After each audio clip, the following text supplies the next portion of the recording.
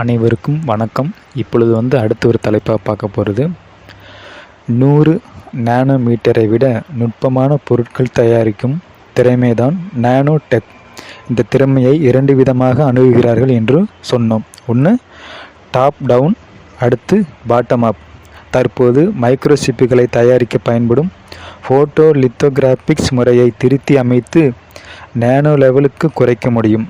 ஆனால் அதற்கு அதிகம் செலவாகும். சாஃப்ட்வேர் அதாவது மிருதுவான லித்தோகிராபிக்ஸ் என்ற முறையில் இதை சாதித்திருக்கிறார்கள். அல்ட்ரா வயலட் கதிர்களை பயன்படுத்தி செதுக்குகிற போது இதன் சாத்திய எல்லையை தொட்டிவிட்டார்கள்.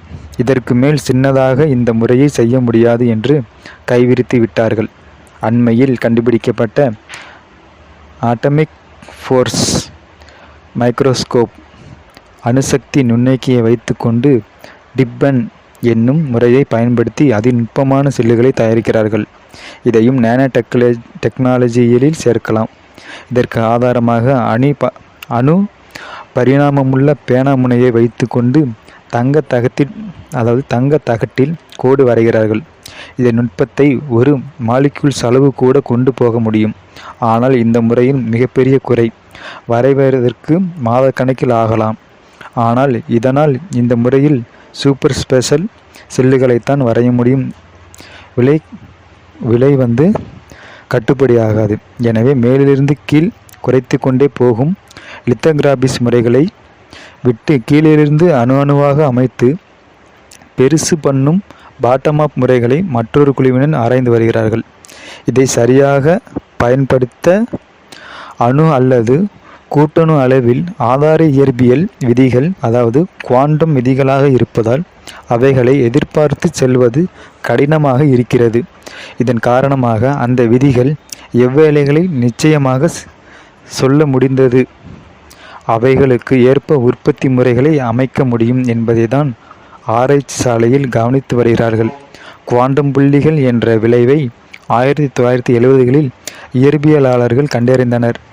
அணு கட்டத்தில் உட்கரு சுற்றும் எலக்ட்ரான்கள் விதிக்கப்பட்ட பாதையிலிருந்து லேசர் தைரியம் பெற்று காட்சி மாறும்போது வெளிப்படும் வெளிச்சத்தின் அலைநீளத்தை சார்ந்த இந்த செயல் தற்போது உங்கள் சிடி பிளேயரில் கூட பயன்படுத்தப்படுகிறது. உங்கள் குறுந்தகட்டில் உள்ள சங்கீதத்தை சார்ந்த மேடு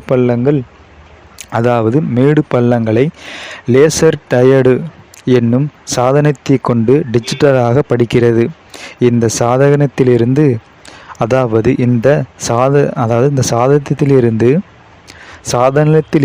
தயாரிக்கப்பட்ட மிக சிறிதான ஒரு பகுதியை நேனோ கிறிஸ்டல் என்பார்கள். சில சமயம் அதை குவாண்டம் டாட் என்று சொல்வார்கள். இத்தனை சிறிய அளவில் இதன் இயல்பு பெரிய அளவியலிலிருந்து மிகவும் மாறுபடுகின்றன. இந்த உண்மையை சற்று எதிர்பாராத விதத்தில் மருத்துவத்தில் வியாதிகளை கண்டறிய ஏன் குணப்படுத்த கூட பயன்படுத்தி இருக்கிறார்கள். நானோ கிறிஸ்டலை கலந்து பரிசோதித்தால் சில வியாதிகள் துரிசமாக கண்டுபிடிக்க முடிகிறது. நானோ துகள்கள் மருந்துகள் உடலில் உள்ள உரிய இடத்தில் சரியாக போய் சேர உதவுகின்றன. எதிர்காலத்தில் தோல், எலும்பு போன்ற உறுப்புகளில் உள்ள குறைகளை ரிப்பேர் செய்யவும் உறுப்புகளை புதுப்பிக்கவும் கூட பயன்படுத்தலாம். நானோ டெக்னாலஜி அதன் குழந்தை பருவத்தில் இருக்கிறது என்பதை நீங்கள் புரிந்து கொண்டிருப்பீர்கள். நானோ டெக்னாலஜி இப்போ அது குழந்தை பருவத்தில் இருக்குது அப்படின்னு நீங்கள் இப்போ புரிஞ்சிருப்பீங்க. ஆனால் இதன் எதிர்கால சாத்தியம் கற்பனையை மீறுகிறது. மைக்ரோ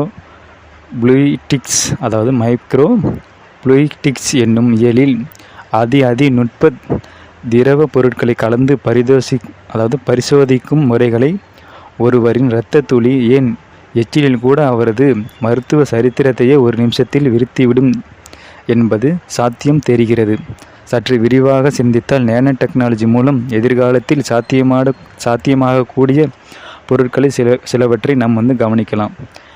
டெஸ்க்டாப் என்று சொல்லக்கூடிய மேஜை கணிப்பொறி எதிர்காலத்தில் 100 கோடி நுட்பமான ப்ராசஸர்களை கொண்டதாக இருக்கும். அதாவது 100 கோடி இப்போ வச்சுருக்க பாருங்கள் டெஸ்க்டாப்பு, அதை வந்து எதிர்காலத்தில் வந்து 100 கோடி ப்ராசஸர்களை கொண்டதாக இருக்கும்.